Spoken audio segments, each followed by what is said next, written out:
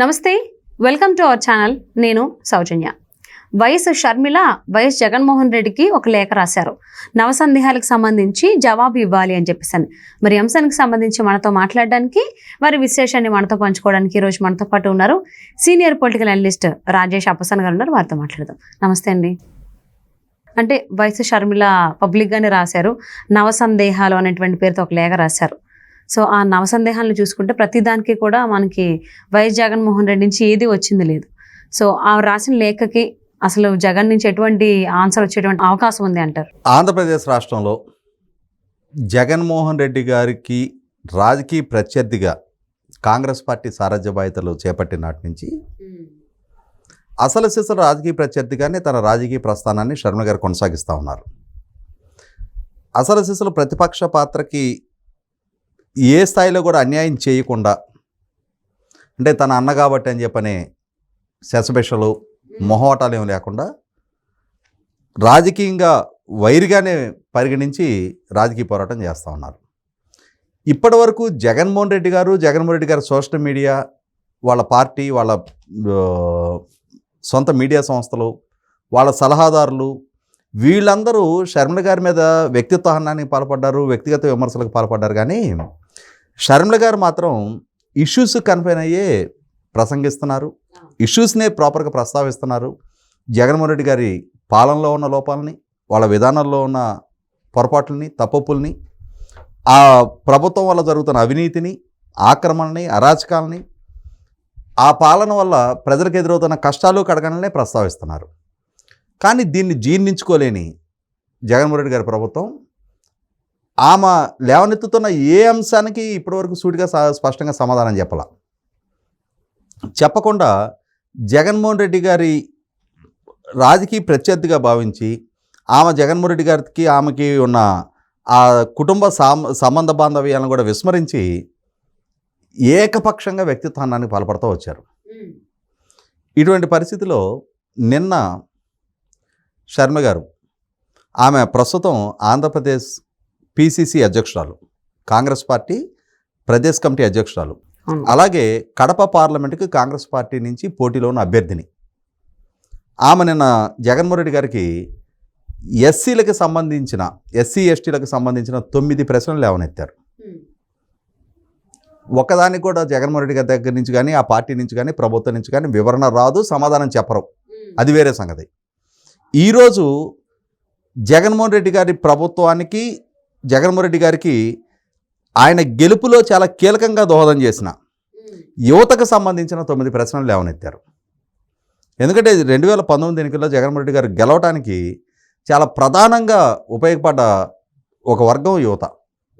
ఎందుకంటే చంద్రబాబు నాయుడు గారికి, జగన్మోహన్ రెడ్డి గారికి మధ్య ఉన్న 22 సంవత్సరాల వయసు అంతరం దృష్ట్యా యువత జగన్మోహన్ రెడ్డి గారిని ఓన్ చేసుకున్నారు. జగన్మోహన్ రెడ్డి గారు కూడా యువతని సమీకరించి యూనివర్సిటీలు, కాలేజీల చుట్టూ తిరిగి యోబేరి అని చెప్పిన సదస్సులు ఏర్పాటు చేసి, నాకు మెజార్టీ ఎంపీ స్థానాలు ఇవ్వండి, నేను ప్రత్యేక హోదా సాధిస్తా. ఈ ప్రత్యేక హోదా కనుక మనం సాధించామనంటే, ప్రత్యేక హోదా వల్ల మనం ఇచ్చే వెసులుబాట్ల వల్ల మనం సిఏఏ కన్వెన్షన్స్, దావోస్ పర్యటనలు చేయనవసరం లేదు. మనం ఇచ్చే వెసులుబాట్లే ప్రపంచవ్యాప్తంగా ఉన్న పెట్టుబడిదారులను ఆకర్షిస్తాయి. ఇవాళ 13 జిల్లాని 13 హైదరాబాద్కి అభివృద్ధి చేస్తాను నేనని చెప్పారు. వలసలు లేని ఉపాధి కల్పిస్తా అన్నారు. 2,30,000 ప్రభుత్వ ఉద్యోగాలు భర్తీ చేస్తా అన్నారు.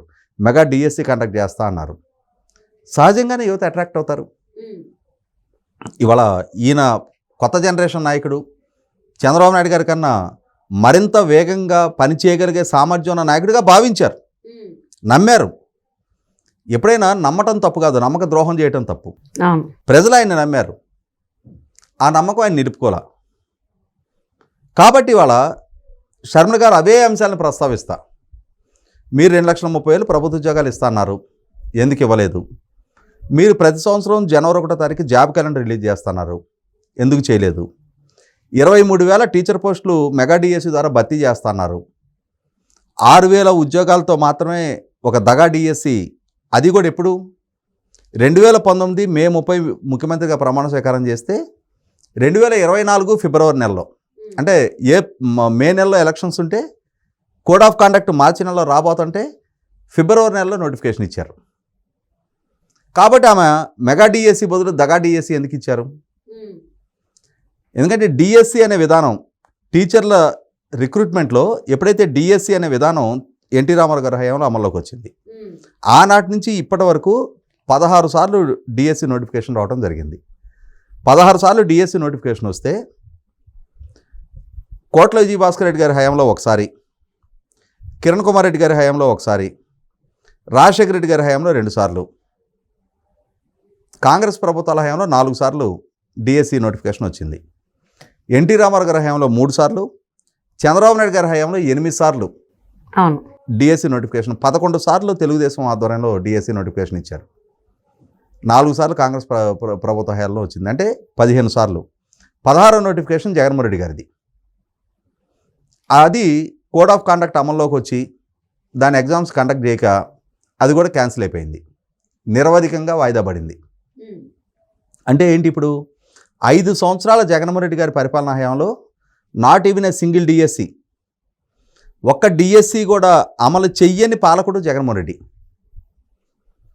చరిత్రలో నిలిచిపోయాడు ఈయన.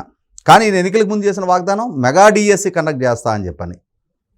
ఇవే అంశాలు ఇవాళ శర్మ గారు ప్రత్యేక హోదా సాధన ఏమైపోయింది? యువతని మభ్య పెట్టారా లేదా? మీ హయాంలో ఒక్క గ్రూప్ 2 పోస్ట్ కూడా ఎందుకు నియామకం చేపట్టలేదు? వేటికి సమాధానం చెప్పగలిగే నైతికత, స్థైర్యం వైసీపీ పార్టీ దగ్గర, పాలకుడుగా ఉన్న జగన్మోహన్ రెడ్డి గారి దగ్గర లేవు.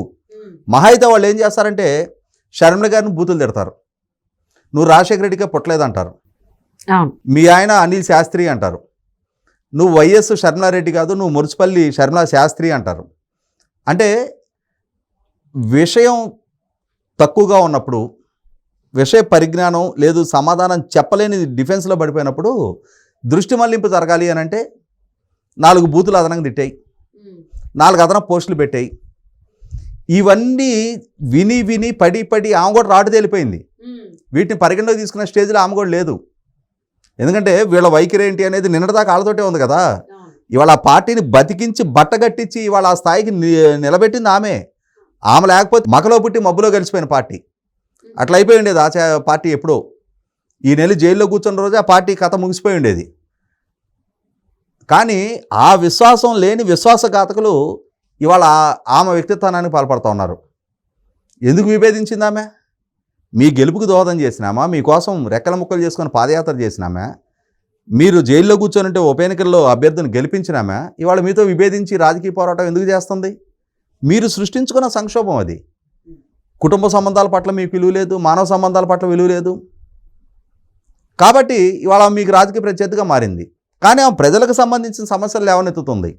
మీరు వాటికి సమాధానం చెప్పి తీరాలి. ప్రజలు ఎన్నుకున్న పాలకుడు మీరేం పక్క రాజ్యాల మీద యుద్ధం చేసి గెలుచుకున్న ప్రభుత్వం కాదు మీది. ప్రజలని మొక్కితే ఒక ఛాన్స్ ఇవ్వండి అని వేడుకుంటే మీకు అధికారం కట్టబెట్టారు. ఆ అధికారంలో లోపాలు ఉన్నప్పుడు ప్రతిపక్షాలు ప్రశ్నిస్తాయి. వినయంగా సమాధానం చెప్పి తీరాలి. మమ్మల్నే ప్రశ్నిస్తారా అని చెప్పని బూతులు తిట్టేస్తూ ఉంటే ఖచ్చితంగా మీ వైఖరి ప్రజల్లో చర్చనీయాంశంగా మారుతుంది. ఆమె ఏ అంశాలు ప్రస్తావిస్తుంది, మీరు ఏం సమాధానం చెప్పలేకపోతున్నారనేది మీలో ఉన్న ఆ డొల్లతనాన్ని ప్రజల ముందు ఎక్స్పోజ్ చేస్తుంది. మీలో లోపాలే ఆమె ప్రస్తావిస్తున్నారు.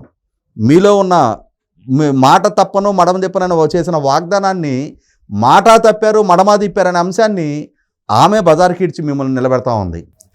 కాబట్టి ఖచ్చితంగా షర్మిల గారు చేస్తున్న ఈ పోరాటాన్ని నేనైతే మనస్ఫూర్తిగా అభినందిస్తూ ఉన్నా.